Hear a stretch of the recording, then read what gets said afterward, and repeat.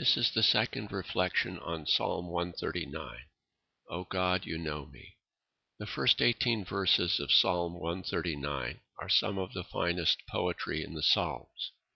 They are not difficult for us to understand, and we can share these sentiments without reservation.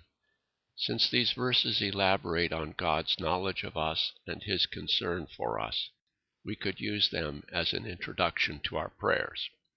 I don't intend to read them all aloud, but I want to outline these 18 verses and to comment on one theme.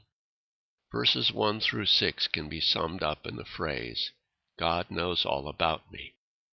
Verses 7 to 12 remind us that God is with us everywhere in heaven above, or buried underground, to the east or to the west, in the dark as well as in the light.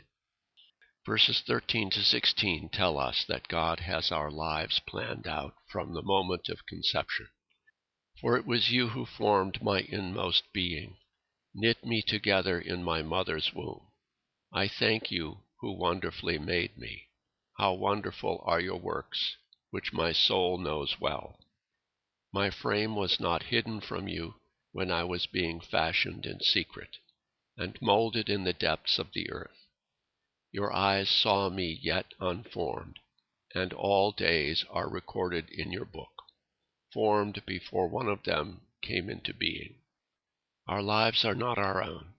The lives of our unborn children are not ours to dispose of as it suits us. God has a plan for each person. But what about our freedom? These verses tell us that God knows everything about us from before day one. Are we free moral agents, or are our lives scripted out for us in advance? The Bible sees no conflict here. In fact, we very often see these two ideas expressed side by side in the Scriptures. Here the psalmist marvels at God's knowledge, but there is no hint at all that he is looking for any excuses or denies responsibility for his actions. Reconciling predestination and freedom at an intellectual level is probably beyond our limited abilities. It would require us to wrap our minds around the mind of God and absurdity. But we can learn to reconcile these two ideas in our hearts by immersing ourselves in the Scriptures and developing a deeper relationship with Christ.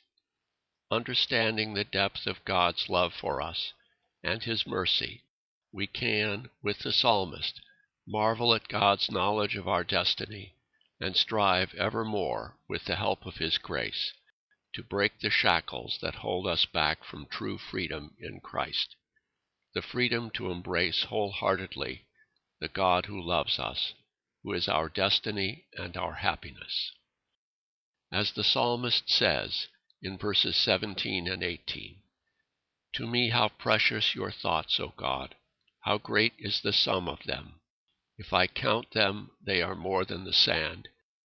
At the end, I am still at your side. And then we come to verse 19 and the psalmist's petition, which is a topic for another reflection.